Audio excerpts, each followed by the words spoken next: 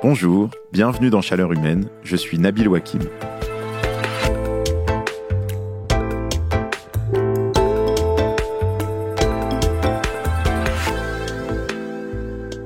Quand on a grandi en ville comme moi, la sécheresse, c'est un concept assez lointain. Pendant longtemps, si je suis honnête avec moi-même, et à vrai dire avec vous, c'est un mot qui m'évoquait plutôt des romans de science-fiction comme Dune de Frank Herbert ou Sécheresse de J.G. Ballard. Ou, si je suis vraiment complètement honnête, le film Mad Max. Mais si, vous savez, ce film où des humains survivent sur une planète complètement desséchée en se livrant à une intense et stupide guerre des gangs. Et puis, il y a 10 ans, je suis tombé amoureux. Et grâce à celle qui allait devenir mon épouse, j'ai découvert un des plus beaux endroits de France, le sud de la Corrèze. J'y ai passé un été chez mon beau-père berger. Cette année-là, le sol était tellement sec qu'il était impossible de planter des piquets pour installer les clôtures pour les brebis. Et l'herbe avait tellement brûlé qu'il a fallu faire venir du foin dans la région depuis l'autre bout de la France par train spécial pour pouvoir nourrir les bêtes. Bon, je dois bien reconnaître qu'à l'époque, j'avais trouvé ça un peu romantique, comme dans la chanson de Dalida, « Le jour où la pluie viendra ». Surtout, je croyais que c'était un événement exceptionnel qui n'arrivait qu'une fois dans la vie d'un éleveur. Mais depuis, j'ai dû me rendre à l'évidence. Les sécheresses sont devenues de plus en plus présentes dans nos vies, de plus en plus visibles aussi. Et c'est pas près de s'arrêter.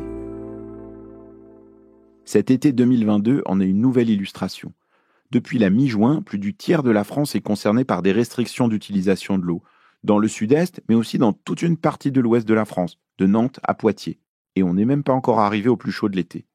Ça me fait penser à ce que disait la géographe Magali Reguezza dans un des tout premiers épisodes de Chaleur Humaine.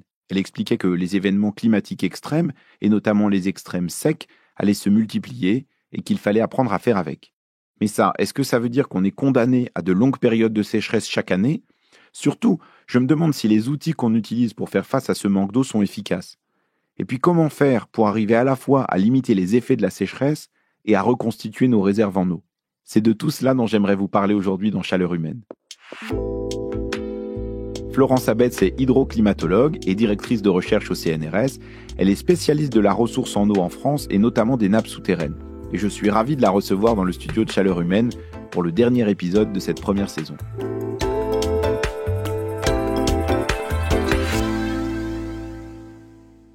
Bonjour Florence Abetz. Bonjour Nabil. Avant de commencer, j'aimerais qu'on s'arrête un peu sur une définition de ce qu'est la sécheresse.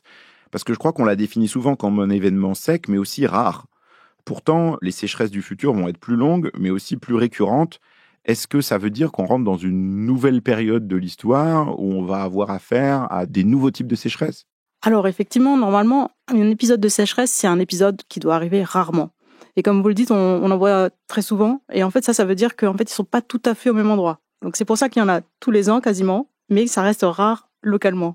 Et dans le futur, si on regarde par rapport aux critères d'aujourd'hui de qu'est-ce que c'est une sécheresse rare en intensité, de déficit en eau, eh bien en fait, évidemment, ça devient de plus en plus fréquent dans le futur. Ça, c'est malheureusement une des conséquences du dérèglement climatique. C'est ça, puisqu'on peut lier le fait qu'il y ait de plus en plus de sécheresse aux conséquences du changement climatique. Complètement. Alors ça, c'est lié à plusieurs effets. Donc il y a déjà des modifications des précipitations.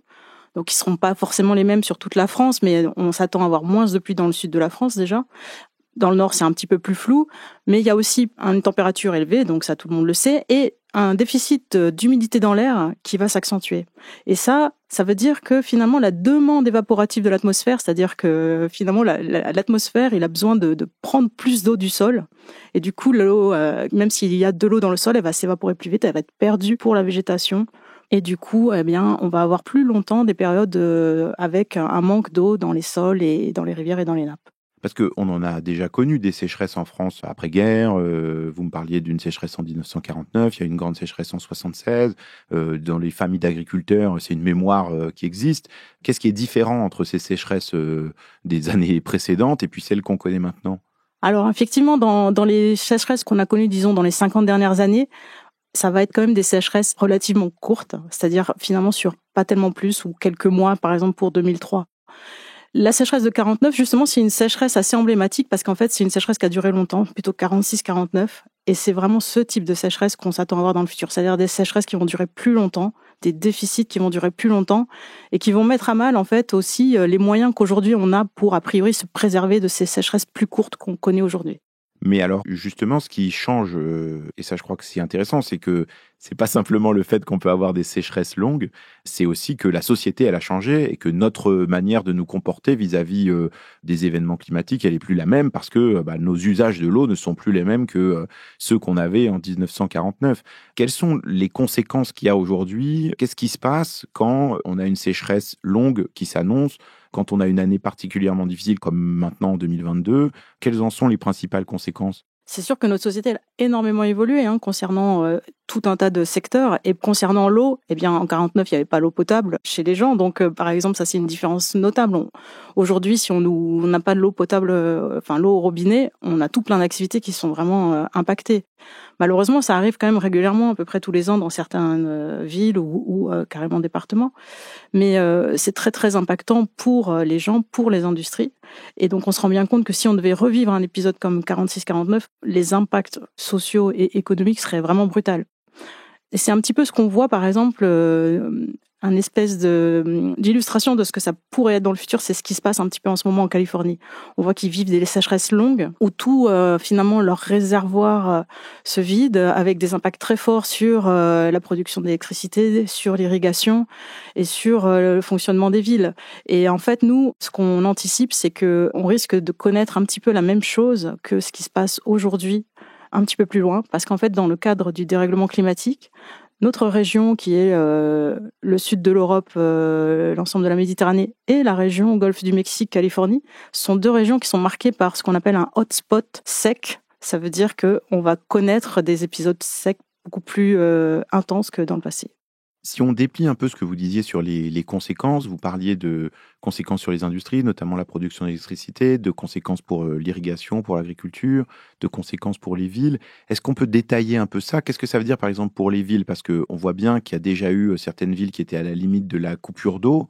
Qu'est-ce qui se passe dans une ville quand on coupe l'eau? Qu'est-ce qu'on fait? On importe de l'eau par camion-citerne, on achète des milliers de bouteilles d'eau en plastique. Aujourd'hui, c'est déjà arrivé d'avoir des ruptures d'alimentation en eau potable, donc plus d'eau au robinet. Alors en fait, c'est pas tout à fait toujours le cas, c'est-à-dire que certains endroits, ils ont réussi à réalimenter des châteaux d'eau, ce qui fait que les gens avaient quand même de l'eau au robinet, ils se sont pas vraiment rendus compte, mais ça veut dire beaucoup de camions qui viennent réalimenter les châteaux d'eau. Et d'autres fois, ça a été vraiment plus d'eau, c'est que des bouteilles. Et donc là, ça veut dire un point important, c'est tout ce qui est sanitaire finalement. C'est-à-dire vous avez plus d'eau dans les toilettes, vous pouvez pas prendre la douche comme d'habitude. Très souvent, c'est quand même associé à la fois à un déficit en eau et une dégradation de la qualité de cette eau, qui fait qu'elle est plus potabilisable et qu'elle n'est plus, elle n'a plus les qualités, elle ne peut plus être transmise. Et ça, c'est complètement lié en fait, parce que le fait qu'il y ait moins d'eau qui fasse plus chaud favorise la multiplication de certaines bactéries, de certaines algues qui dégradent la qualité de l'eau et la rendent non potable. Donc cette année, c'est déjà arrivé dans plusieurs villes en France métropolitaine. Et en 2021, c'était pas mal arrivé en Martinique aussi, où il y avait des grosses manques, il y avait des coupures d'eau très régulières, plusieurs heures par jour. Ils étaient réalimentés que quelques heures par jour. Et ça arrive aussi en Italie. Il y a des très grosses restrictions en Italie en ce moment.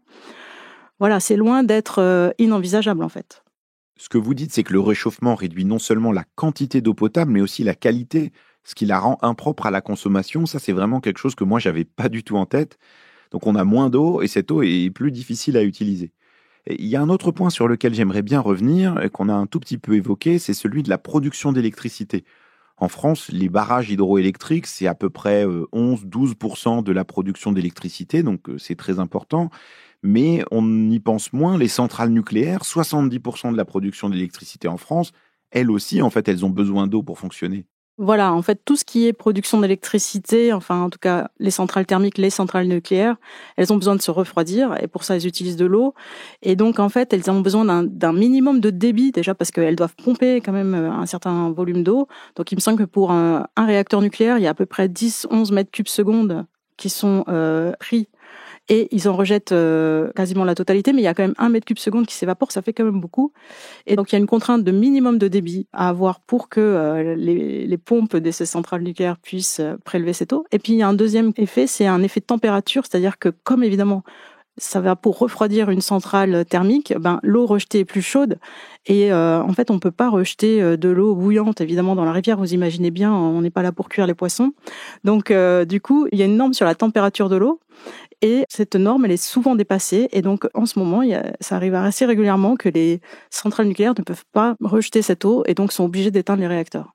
L'autre point que vous évoquiez, c'est les conséquences que ça a sur l'agriculture, sur l'irrigation. Ça, je crois que c'est un point qui est vraiment important.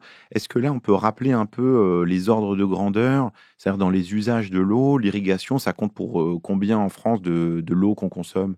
Alors effectivement, l'eau d'irrigation, c'est en volume, c'est peut-être 9% peut-être de la ressource en eau totale en France. Donc pour moi, ressource en eau, c'est la partie de l'eau qui peut s'écouler.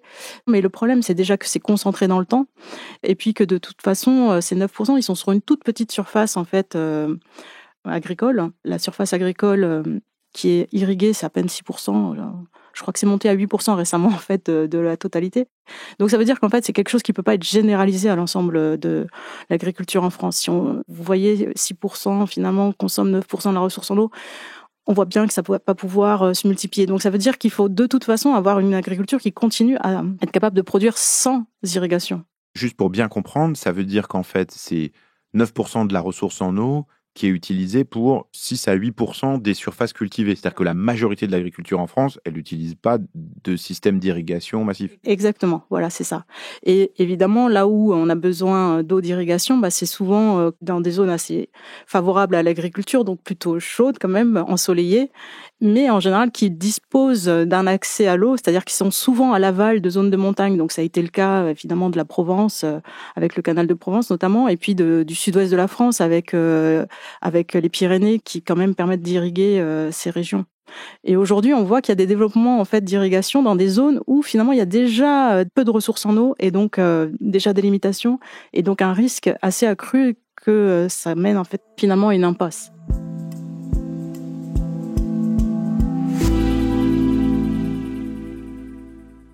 Alors Florence Abetz, vous avez fait le point sur ces risques de sécheresse, sur la menace qui pèse sur nous, y compris cet été. J'aimerais qu'on revienne sur ce qu'on fait aujourd'hui pour faire face à la sécheresse. Mais avant, est-ce qu'on peut s'arrêter un peu sur cette question des ordres de grandeur? Parce qu'on a parlé d'irrigation, mais en fait l'agriculture, elle utilise près de la moitié de l'eau dont on dispose au total. Ensuite, il y a la question du refroidissement des centrales électriques. Ça, c'est environ 30% de l'eau qui est utilisée. Et l'eau potable, c'est environ 20% de notre utilisation de l'eau. Il y avait dans ce même studio la semaine dernière la sociologue Sophie Dubuisson-Kellier qui parlait de l'injonction aux petits gestes pour limiter son empreinte carbone. Chacun de son côté, elle était assez critique vis-à-vis de ces injonctions-là. Est-ce que c'est pas un peu la même chose avec l'eau? Puisqu'on parle d'empreinte carbone, je sais qu'on parle aussi d'empreinte eau, de nos usages de l'eau. Moi, quand je gronde ma fille pour qu'elle ferme le robinet en se brossant les dents ou que je culpabilise quand je reste trop longtemps sous la douche, après, je me dis, est-ce que ça sert vraiment à quelque chose puisque tout ça n'est qu'une toute petite fraction de ce qu'on utilise? Qu'est-ce qui pèse le plus? Est-ce que nos gestes individuels ont du poids ou est-ce que c'est des changements plus profonds de modèle qui sont nécessaires? En vérité, je pense que les deux comptent, mais pas forcément à la même échelle de temps et pas forcément...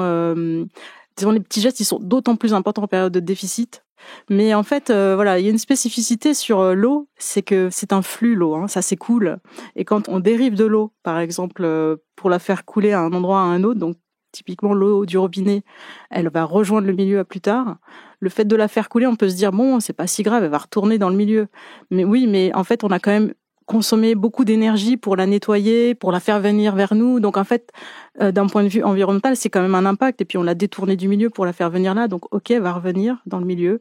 On a l'impression que c'est pas grave, mais finalement ça a quand même des impacts sur le milieu, même si on n'a pas vraiment consommé l'eau, c'est-à-dire qu'elle reste comme ressource encore.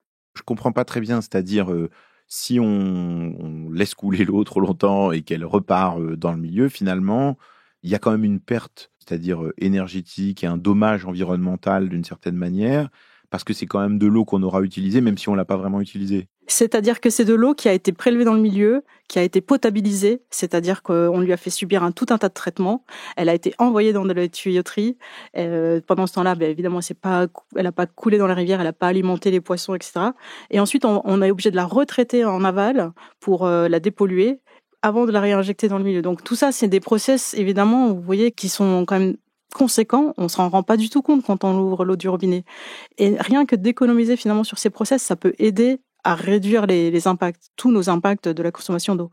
Donc ça, c'est quand même à intégrer finalement. En fait, finalement, ce qu'il faut, c'est ne pas gâcher l'eau d'une manière générale, comme il ne faut pas gâcher la nourriture et comme il ne faut pas gâcher les stocks de carbone finalement. Vous voyez, c'est global. Quand on parle de sobriété, c'est valable pour tout et à peu près tout est connecté.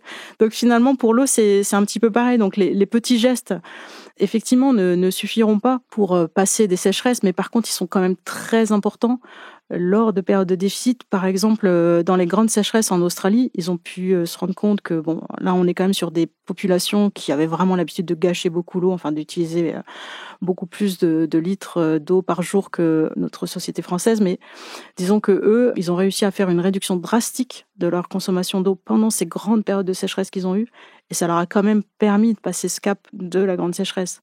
Alors nous, finalement, voilà, ça va être plus difficile parce qu'on est déjà sur des taux de consommation d'eau potable par habitant qui sont de l'ordre de 150 litres par jour. Donc c'est beaucoup. Attendez, quand on compte 150 litres d'eau par jour, qu'est-ce que ça inclut?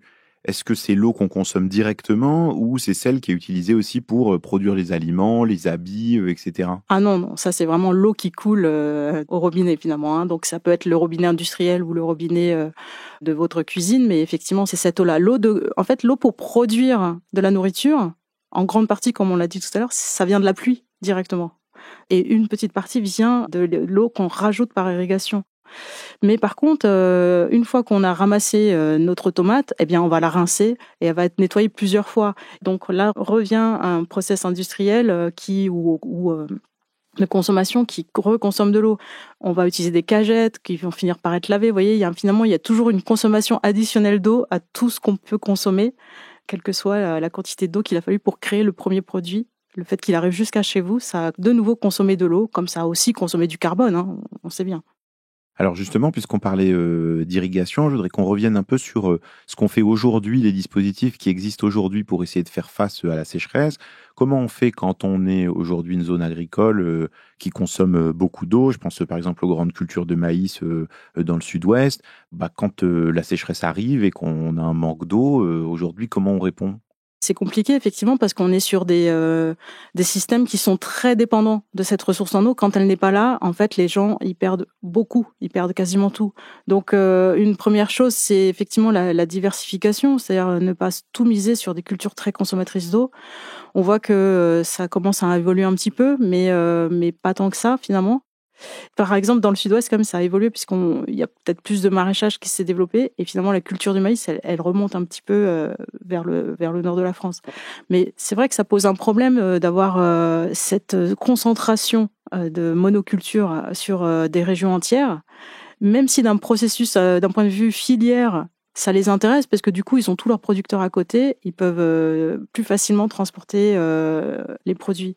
Donc là, on a une vraie difficulté. Et la meilleure façon pour moi d'anticiper, de réduire les problèmes lorsqu'il y a une sécheresse, c'est d'anticiper la sécheresse. C'est-à-dire si on était capable de dire un an avant, ouh là là, l'année prochaine, il y aura un déficit qui fait que vous ne pourrez pas irriguer parce qu'il n'y aura pas assez d'eau, et que la personne, tous les agriculteurs soient capables de dire, puisque je ne pourrai pas faire de maïs, je vais faire autre chose. Finalement, on réduira les pertes pour les agriculteurs et on ne rentrera pas dans la crise de je n'ai pas pu accéder à cette eau, j'ai quand même essayé d'en prélever, donc j'ai quand même impacté le milieu et finalement j'ai tout perdu quand même. Alors justement, on a l'impression qu'aujourd'hui, pour une partie des zones agricoles, les réponses qui sont apportées, c'est pas celles dont vous parlez, celles de l'anticipation. Il y a eu plusieurs cas, par exemple, de conflits autour de l'usage de l'eau. Je pense notamment dans le Poitou, autour de ces bassines, donc des réservoirs à ciel ouvert d'eau qui ont été mis en place par des agriculteurs. On comprend bien la logique, c'est de se dire je me mets de l'eau de côté pour pouvoir l'utiliser plus tard. Ça suscite des contestations aussi de la part d'élus locaux ou de mouvements écologistes. Est-ce que vous pouvez nous expliquer pourquoi certains pensent que c'est une bonne et d'autres une mauvaise solution de stocker l'eau de cette manière-là? C'est vrai que c'est une région où il y a beaucoup de tensions. En fait, ce qui se passe, c'est que c'est une région où il y avait un déficit en eau régulier, des arrêtés sécheresse quasiment tous les ans, parce qu'il y avait trop de pompage dans les rivières et dans les nappes. On était déjà dans une situation où ça faisait 10 ans qu'il y avait des problèmes. Donc, pour essayer de régler ce problème de déficit actuel, la solution qui a été trouvée, ça a été de dire, on pompe tous en même temps en été, ça crée un problème. Donc, on va arrêter de faire ça et on va prélever en partie en hiver. Bon, comme c'est le cas en général dans les retenues, finalement, ils prélèvent en hiver. Et on va prélever en hiver, comme ça, on va réduire nos prélèvements en été. Donc en fait, avec ces bassines, l'idée, c'était de régler un problème actuel. Je décale un petit peu mes prélèvements et donc j'ai moins de pression en été. Si on considérait que le climat était constant, finalement, c'est peut-être une solution qui était raisonnable. Donc finalement, ça, c'est une solution qui peut être pertinente. Donc on voit que ça partait d'une bonne intention, d'organiser l'usage de l'eau d'une manière plus rationnelle. Voilà, donc ça, c'est pas idiot. Mais en même temps, est-ce que c'est valable toujours dans un climat qui change ? Est-ce que du fait que demain, la demande en eau, si on garde les mêmes pratiques, ne va pas cesser d'augmenter ? Est-ce que cette solution, elle est toujours pertinente ? Donc en fait, on se retrouve dans un espèce de conflit cognitif. Cette solution, elle est adaptée pour une situation où le climat est stable. Est-ce qu'elle est dans un climat où il n'est pas stable ? C'est pas du tout gagné. En même temps, il nous reste beaucoup d'incertitudes. Enfin, on peut anticiper que ce ne sera pas une solution parce qu'on sait que la solution du stockage d'eau, qui a été multipliée dans un tas de pays, conduit à des impasses. C'est-à-dire que finalement, on devient de plus en plus dépendant d'une ressource qui se raréfie, ce qui donne des pressions, ce qui impose aux élus de décider de créer de nouveaux stockages. Et c'est un espèce de cercle vicieux, ce que certains appellent plutôt verrouillage technique. Mais en fait, on peut s'attendre à ce que cette solution-là, elle soit pas pérenne, et notamment dans les cadres des sécheresses longues. Oui, c'est ça, mais du coup, je trouve que c'est intéressant parce que ça renvoie un peu à tous les débats sur comment on s'adapte au changement climatique d'une manière générale. Il y a toujours cette idée qu'il existe un certain nombre de solutions de court terme qui peuvent apporter des réponses. Et là, on imagine bien que pour des agriculteurs, des agriculteurs qui n'ont pas forcément énormément de revenus et dont toute la vie dépend de leur capacité à produire et à vendre, si on leur propose une solution à court terme, ils vont la prendre, tandis que les solutions à long terme, elles demandent souvent plus d'investissement, que les pouvoirs publics s'en mêlent, qu'on mette en œuvre des choses, qu'on ait plus de capacité à anticiper et que les gens y croient aussi. Et ça, c'est pas toujours évident. Non, c'est pas du tout évident, effectivement. Et ça demande un effort, en fait, si vous voulez. Quelque part, on favorise des solutions à court terme en donnant de l'argent public à ça, et on ne favorise pas tellement les solutions qui seraient plus résilientes sur le long terme, qui sont sans doute plus difficiles à mettre en place et qui sont pas spécialement aidées. C'est pour ça aussi qu'il y a différentes sortes de conflits, parce que ces fameuses bassines, elles sont quand même très subventionnées par de l'argent public. Alors que des pratiques qui misent tout plutôt sur je vais faire de mon sol un sol plus résilient, qui soit capable de supporter une culture même en période un peu sèche, et qui me demandent de mettre en place des pratiques qui sont peut-être un peu moins rentables aussi économiquement, et du coup je vais peut-être avoir plus du mal à survivre, donc j'ai besoin aussi d'aide. Et voilà, ça c'est vraiment le conflit, je dirais aussi c'est politique quelque part, socio-économique, comme je sais pas comment vous pouvez le dire, de ce problème de l'eau agricole, on va dire.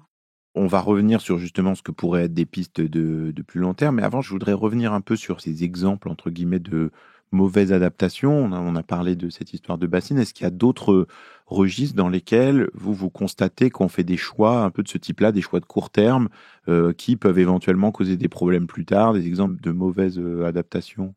Je dirais que pour l'eau, dans les autres mauvaises adaptations, c'est vraiment ce manque de volonté de réduire la pollution de l'eau. Parce que la France a beaucoup de masses d'eau qui sont en mauvais état. Ça fait des années qu'il y a des plans sur les nitrates, qu'il y a des plans sur les pesticides, mais finalement, avec, je dirais, relativement peu de succès, ou voire un insuccès complet. Or, la ressource en eau, c'est pas que une quantité d'eau, c'est aussi une qualité. Et quand on a moins d'eau et qu'en plus elle est dégradée, en fait, on se retrouve à ne plus avoir d'eau. Donc là, je dirais que il n'y a pas assez d'efforts qui est mis sur la reconquête d'un bon état de l'eau. Ça, je pense que c'est vraiment une maladaptation aussi. Ce que vous voulez dire, c'est que plus on trouve de pesticides et de nitrates dans l'eau, moins on peut utiliser cette eau, en fait. Voilà, effectivement, on retrouve de plus en plus de pesticides et puis aussi beaucoup de nitrates dans les eaux. Il y a énormément de captages d'eau potable qui ont été fermés pour cause de pollution, qu'elle soit à cause des nitrates ou des pesticides. Et ça, évidemment, ça nous met en péril. C'est-à-dire qu'on n'est plus capable d'exploiter cette ressource en eau pour l'eau potable. Et en fait, ça demande quand même des efforts conséquents pour réduire ces intrants, en tout cas en azote, parce que malgré une bonne volonté, il faut mettre en place des solutions sans doute un petit peu en rupture par rapport à l'agriculture conventionnelle. Et ça, c'est sans doute compliqué à faire, mais il faut y aller vraiment, parce que maintenant, je dirais, la situation ne fait que s'aggraver.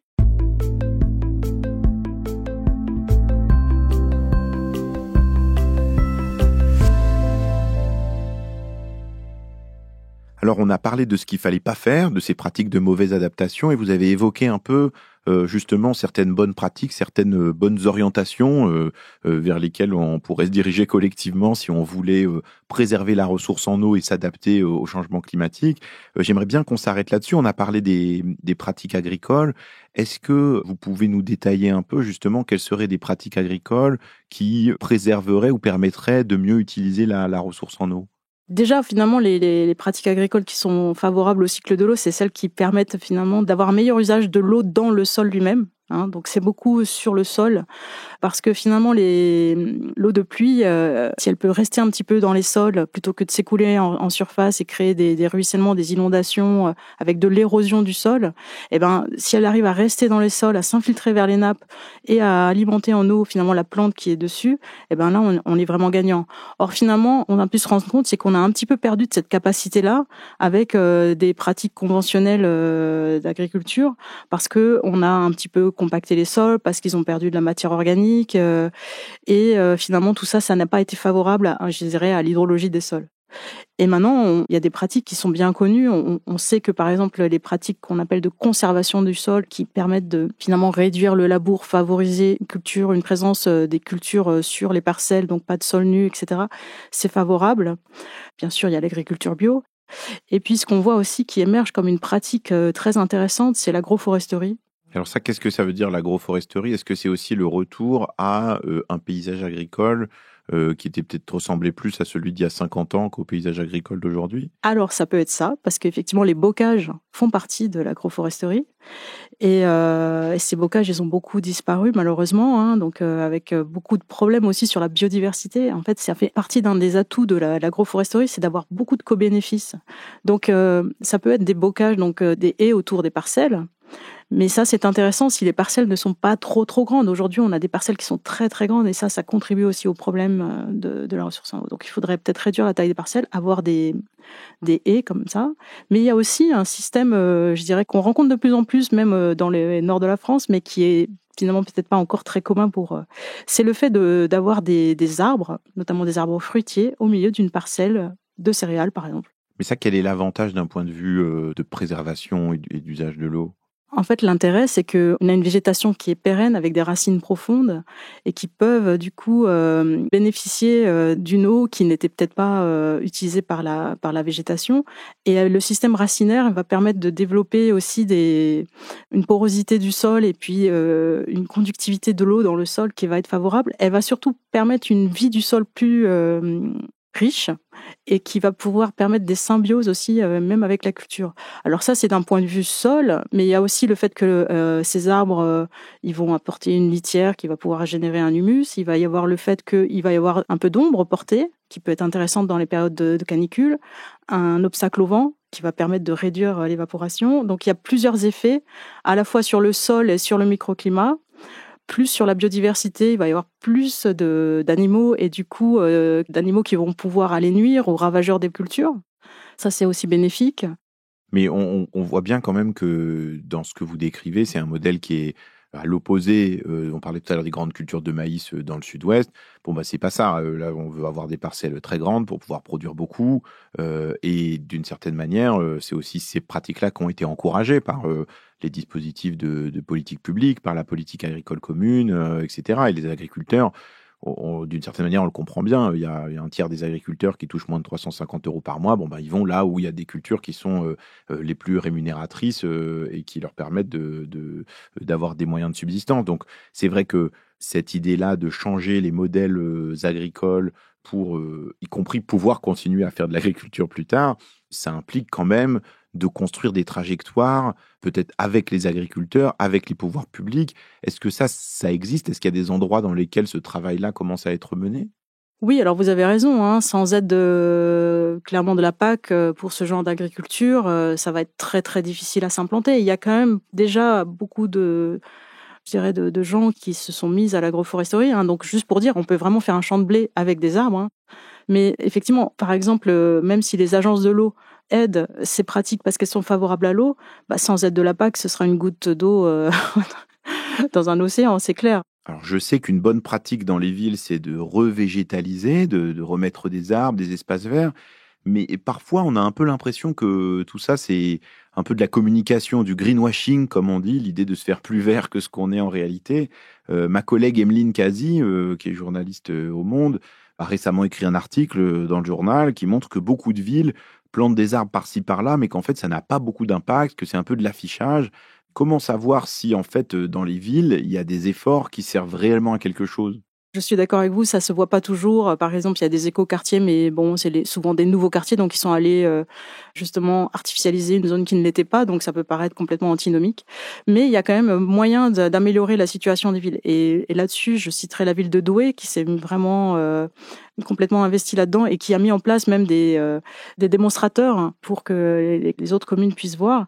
Et donc, en fait, oui, il faut vraiment désimperméabiliser, c'est très important, et réduire l'artificialisation des sols, c'est-à-dire arrêter de continuer à artificialiser. Il y a un objectif dans la loi qui est le zéro artificialisation nette. Bon, on voit bien qu'on en est loin, mais en vérité, il faudrait un zéro artificialisation brute, parce que il faut arrêter de prendre des terres qui sont actuellement pas artificialisées pour construire dessus, même si finalement on va détruire peut-être une zone commerciale, mais que le sol il sera complètement détruit et donc on n'en fera rien. Donc il faut vraiment complètement changer de mode de vision. On sait bien là qu'il y a un enjeu qui dépasse vraiment l'individu, c'est vraiment la collectivité, la région qui doit s'investir là-dessus, mais c'est vraiment très important d'y arriver. Là, on revient sur ce que vous disiez déjà au début sur cet enjeu-là de sobriété, sur le fait aussi de changer de logique, puisque ça veut dire qu'on dit, bon, bah, on arrête d'une certaine manière d'installer, oui, des zones commerciales, des bâtiments publics, des immeubles de bureaux, etc., sur un certain nombre de territoires sur lesquels, bon, bah, il y avait rien, même si parfois on détruit, on va pas forcément reconstruire. Et ça, effectivement, c'est une logique qui est pas toujours facile à prendre en compte. Et c'est intéressant, je trouve, que vous disiez ça, parce qu'on n'y pense pas souvent du point de vue de l'eau. On y pense à d'autres égards, sur les enjeux de biodiversité, sur les enjeux de carbone, mais en fait, c'est intéressant de voir que ça s'applique aussi bien aux enjeux de sécheresse et d'usage de l'eau. On a commencé cet entretien sur ce qu'on faisait de pas bien, on a parlé de ce qu'on pouvait faire de mieux. Vous regardez ces sujets-là depuis longtemps. Est-ce que vous gardez quand même une forme d'espoir sur le fait qu'on y arrive, ou est-ce que à certains matins, vous vous dites, bon, ben, en fait, tout est fichu, on va dans le mur? Je suis raisonnablement optimiste, on va dire. Je me dis que on atteint à la fois un maximum de connaissances et puis aussi une prise en compte. Finalement, les impacts sont tellement marqués maintenant que peut-être que on va peut-être plus facilement passer à l'action, même si cette action finalement nous coûte. On se rend compte que l'inaction nous coûte plus, donc peut-être que c'est là que la transition va se faire. Mais il y a un gros chemin quand même à parcourir.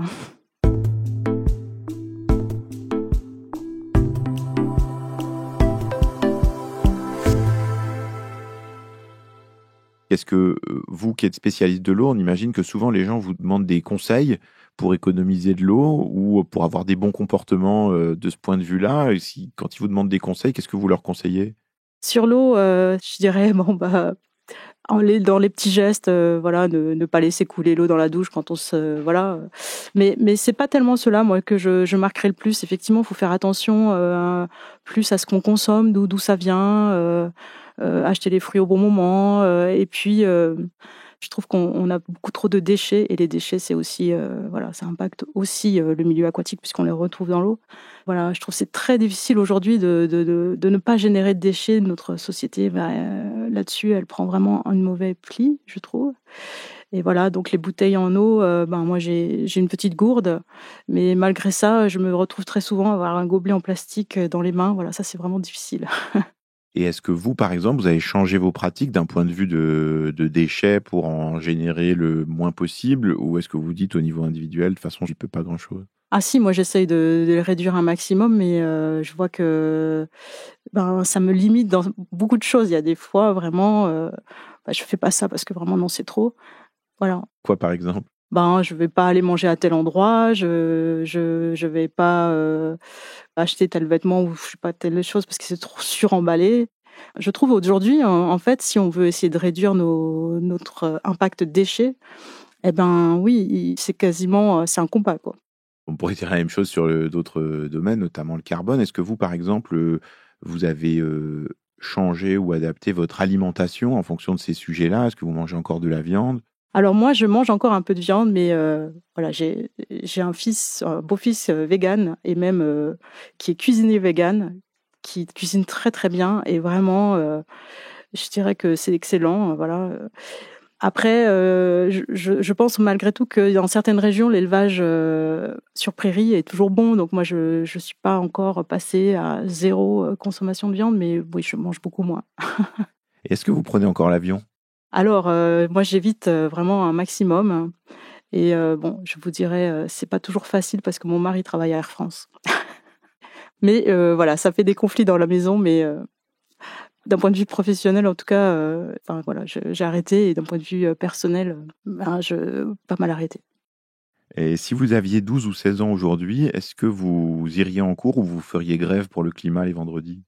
Je pense que je sais pas ce que j'aurais fait moi, mais en tout cas, moi, j'en veux pas aux élèves qui viennent pas en cours pour faire la grève du climat. Je pense que je suis pas allée solliciter, mais en tout cas, je comprends très bien. C'est une dernière question. Est-ce que dans les pratiques, y compris celles dont on a parlé sur l'eau ou dans les choses qui vont à l'encontre de nos trajectoires climatiques, est-ce qu'il y a quelque chose qui vous hérisse particulièrement, un truc où vous vous dites: «Ah ça me fait vraiment dresser les cheveux sur la tête, c'est vraiment inacceptable, c'est vraiment le truc, qui passe pas»?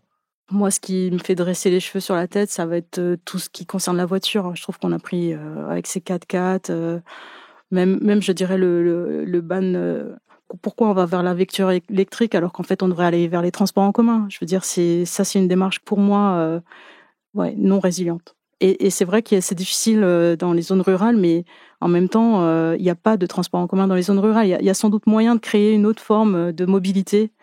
Et là, en fait, c'est toujours l'industrie qui compte, quoi. C'est toujours l'économie et pas la réinvention, je dirais, d'une société plus, je dirais, plus humaine finalement, plus collective et plus partagée, quoi. Merci Florence Abetz. De rien, merci beaucoup.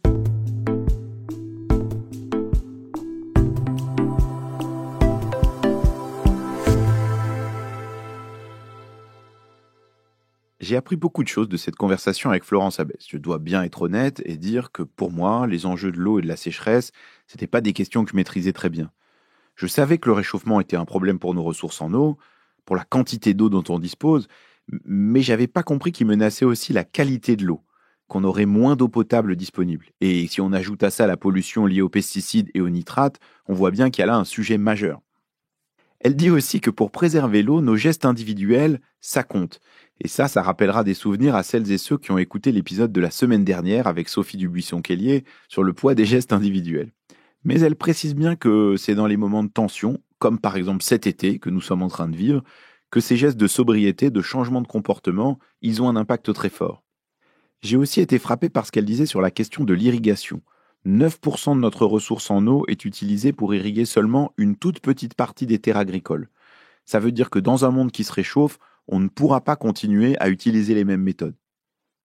Ce qui explique bien aussi Florence Abetz, c'est que la tentation, c'est d'avoir recours à des solutions de court terme, comme ces stockages d'eau à grande échelle, les bassines dans le Poitou, ou justement les méthodes d'irrigation intensive. Parce que ça coûte moins cher là tout de suite que de changer toutes nos pratiques agricoles. Et ça montre que les politiques publiques sont souvent mal orientées. L'argent n'est pas mis sur des solutions de long terme, il est mis là où on trouve des solutions de court terme et où on évite d'avoir des problèmes politiques ou des explosions sociales. C'est là où j'ai plus de mal à comprendre comment faire. Les pratiques agricoles dont parle Florence Abetz, celles qui protègent l'eau, la biodiversité, qui produisent moins de carbone, comme par exemple l'agriculture biologique ou l'agroforesterie dont elle parle, l'agriculture de conservation des sols, eh ben ça demande plus d'argent, plus de soutien public et aussi plus de personnes, plus d'emplois. Et ça, j'ai un peu du mal à voir comment on fait, parce que quand on regarde, trouver aujourd'hui des centaines de milliers de personnes qui sont prêtes à aller travailler dans les champs, eh ben c'est pas forcément très simple. D'autant qu'on voit qu'il y a déjà de nombreux agriculteurs qui sont en train de partir à la retraite et qui ont du mal à être remplacés. Et ça rejoint une interrogation que j'ai depuis longtemps sur les emplois à créer dans la transition. C'est un sujet sur lequel j'aimerais beaucoup revenir dès la rentrée de septembre pour la saison 2 de Chaleur Humaine.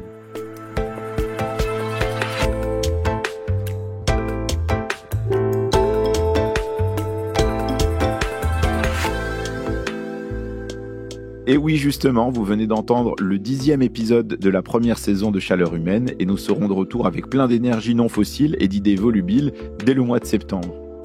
Chaleur humaine, c'est un podcast de la rédaction du Monde produit par Adèle Ponticelli avec l'aide inestimable d'Esther Michon.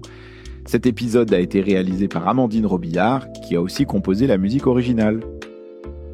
Le podcast s'arrête pour l'été, mais vous pouvez continuer à m'écrire à l'adresse chaleurhumaine@lemonde.fr pour m'envoyer vos avis, vos critiques et aussi, si possible, de délicieuses pâtisseries aux pistaches et aux amandes.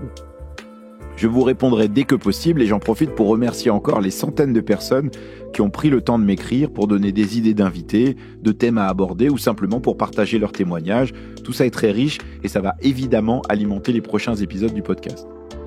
Je vous signale aussi que la newsletter de Chaleur Humaine s'arrête pendant l'été, mais que vous pouvez toujours vous y abonner sur le site du Monde. C'est gratuit et comme ça vous serez prêt dès la rentrée à la recevoir dans vos boîtes aux lettres numériques. Merci à toutes et tous de vos messages et de vos écoutes. Je vous souhaite un excellent été et j'espère vous retrouver à la rentrée bien reposé. Vous pouvez profiter des vacances si vous avez la chance d'en avoir pour débattre de nos options pour faire face aux défis climatiques et partager avec vos cousines ou votre grand-père votre épisode préféré de Chaleur Humaine pour l'écouter ensemble sur la plage et en discuter. Merci pour votre écoute et bravo d'être resté jusque-là. À très bientôt.